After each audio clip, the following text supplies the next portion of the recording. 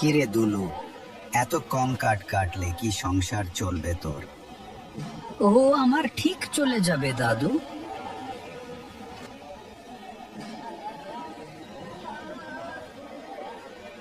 দুলু মিয়া কাঠ কেটে বাজারে বেচে যা টাকা পয়সা পায় তা দিয়েই চাল ডাল কিনে বাড়িতে যায়। তার কোনো লোভ নেই, অধিক অর্থের লোভও তার নেই, বেশি কাজ করার ইচ্ছাও নেই। যতটুকু দরকার ততটুকুই করে। এইভাবেই কেটে যায় দুলু মিয়ার দিন।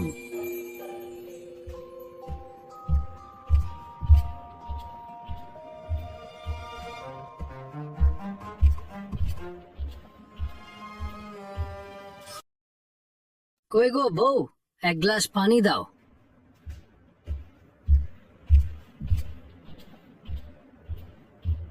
বসে না থেকে যাও, গোসল করে আসো। আমি এক্ষুনি রান্না বান্না করে ফেলছি। যাচ্ছে, একটু বিশ্রাম তো নিতে দাও। খাওয়া দাওয়ার পরে বিশ্রাম নিও। সেই সকালে 4টে পান্তা ভাত খেয়ে গেছো।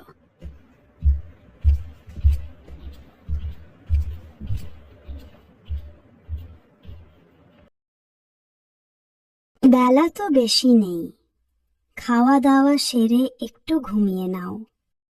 রাত্রে তো তোমার আবার মাছের ঘের পাহারা দিতে যেতে হবে। তোমাকে কতবার করে বললাম রাত বিরেত এইসব দরকার নেই। আহা, আমি কি আর সারা রাত খোলা আকাশের নিচে থাকি? ওইখানে একটা ঘর আছে, ওই ঘরের ভিতরে শুয়ে থাকি। মাঝে মধ্যে বাইরে এসে দেখে যাই সব ঠিক আছে কিনা। আর তাছাড়া আমি তো আর একা নয়। মাছের ঘের পাহারা দিতে গেলে একটু আধটু সমস্যা হয়, সেটা সবাই জানে। তাই তো মহাজন আমাদের দুজনকে রেখেছে পাহারা দেওয়ার জন্য। দেখো কোন সমস্যা হলে। দুলু মিয়া, দুলু মিয়া, বাড়িতে আছো?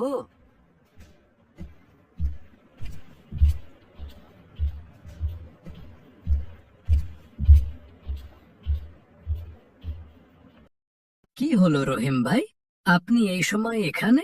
একটা বিপদে পড়েই তোমার কাছে এসেছি। কেন, কি হয়েছে? আমার গিন্নির বাবা হঠাৎই মারা গেছে। খবর পেলাম, খুব কান্নাকাটি করছে গিন্নি। আমাকে এক্ষুনি যেতে হবে। তুমি 2টা রাত একা পাহারা দিতে পারবে না? হ্যাঁ হ্যাঁ ভাই, পারবো, সমস্যা নেই, আপনি নিশ্চিন্তে থাকুন। আচ্ছা ভাই, তুমি আমাকে বাঁচালে, কিন্তু আর একটা কথা মহাজনকে কিছু বলো না, না হলে আমার বেতন কেটে রাখবে। আচ্ছা ভাই, আমি নিজে থেকে কিছু জানাবো না, আপনি নিশ্চিন্তে যান।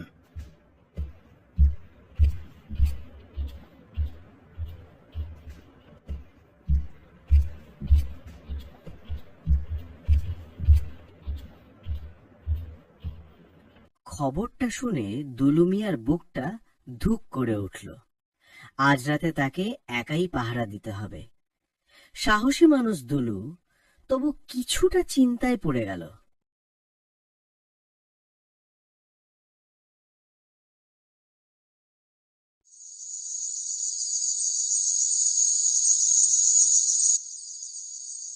একা একা যাচ্ছ, যদি কোনো সমস্যা হয়?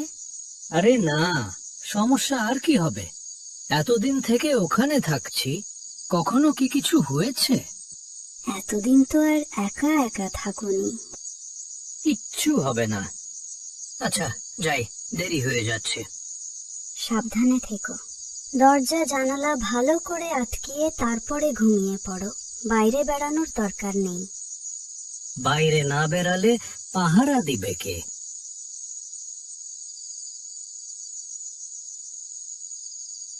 মনের গভীরে লুকিয়ে থাকা অজানা এক ভয়কে বউকে বুঝতে না দিয়েই দুলু মিয়া রওনা দিল মাছের ঘেরের দিকে।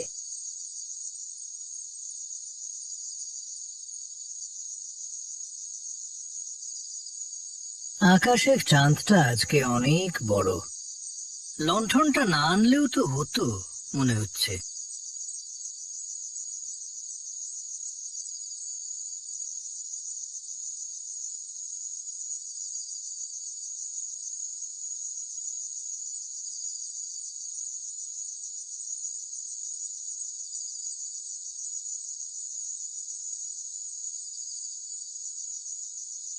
চারিদিকে একবার ঘুরে ঘরে ঢুকে পড়ি। আজকে আর বেশি বাইরে বেড়াবো না।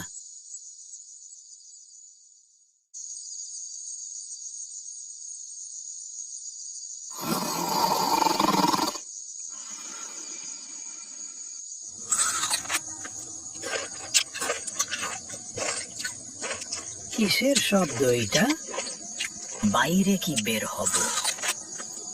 না, শব্দটা তো ভালো কিছুর মনে হচ্ছে না। কিন্তু যদি মাছ চুরি হয় তাহলে তো আমাকে মহাজনস্ত রাখবে না। কে ওখানে? কে কে?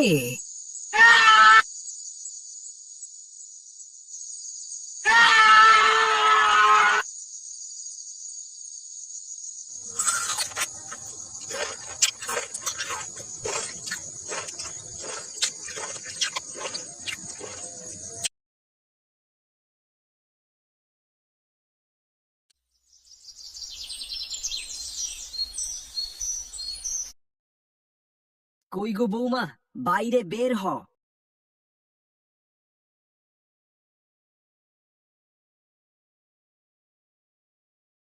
কি হয়েছে চাচা? ওকে দেখতে এরকম লাগছে কেন? কি হয়েছে সেটা এখনো জানি না। ও কোনো কথা বলছে না, তবে ধারণা করছি ভয়ঙ্কর কিছু হয়েছে। মাছের ঘেরের পাশে পড়েছিল। ভোরবেলা নামাজ পড়তে গিয়ে চোখে পড়ল গায়ে ভীষণ জ্বর। ওকে রুমে নিয়ে গিয়ে শুয়ে দাও। আমি ওকে দোয়া দরুদ পড়ে ঝেড়ে দিয়েছি। আশা করি ভয়ের কিছু নেই, শুধু জ্বর আসবে হয়তো।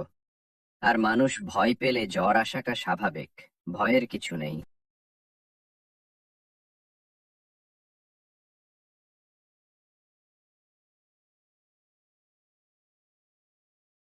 অসুস্থ দুলু মিয়া তখন গভীর ঘুমে ডুবে আছে।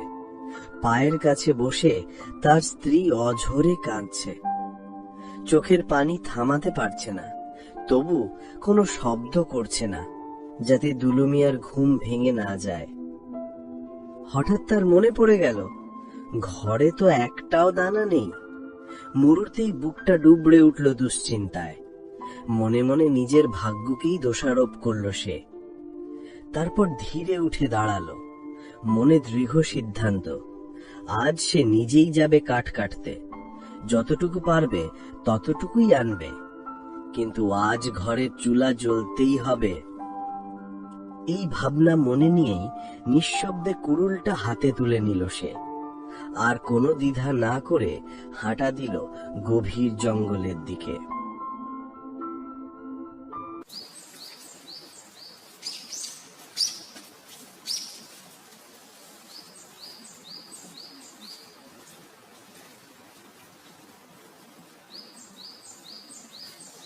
দাঁড়াও, কে আপনি? আমি কোনো সাধারণ মানুষ নই, আমি একজন পরী। আমি তোমার মনের সব কথা জানি। তুমি অনেক দুঃখী একজন মানুষ। তোমার বরের সঙ্গে কি হয়েছে তাও আমি জানি। ভয় পেও না, ওইটা ছিল একটা মাছ খেকো জিন। ওর তেমন কোনো শক্তি নেই, তাই তো কোনো ক্ষতি করেনি। মাছ খেতে এসেছিল, মাছ খেয়ে চলে গেছে। তোমাকে কাঠ কাটতে যেতে হবে না। কাঠ না কাটলে খাবো কি? এই নাও একটা হাঁড়ি। এই হাঁড়ির মধ্যে থেকে 3 বেলা তোমাদের দুজনের জন্য যথেষ্ট খাবার পেয়ে যাবে। কিন্তু খবরদার, এই কথা যেন কেউ না জানে। আমি এই জঙ্গলেই থাকি। তোমার বর খুব ভালো মানুষ এবং সৎ, সেই জন্যই তোমাদের আমি সাহায্য করলাম।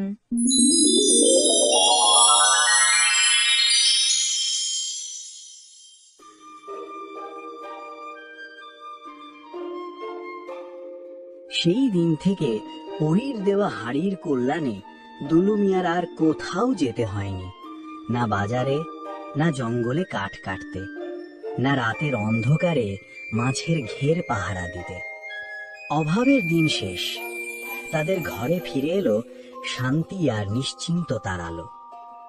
তবুও এই সমস্ত সুখের মাঝেও দুলু মিয়ার মনে একটাই কষ্ট রয়ে গেল, তারা নিঃসন্তান। হাড়ি ভরত খাবারে, কিন্তু সেই শূন্যকোণা কখনোই ভরতে পারল না কেউ।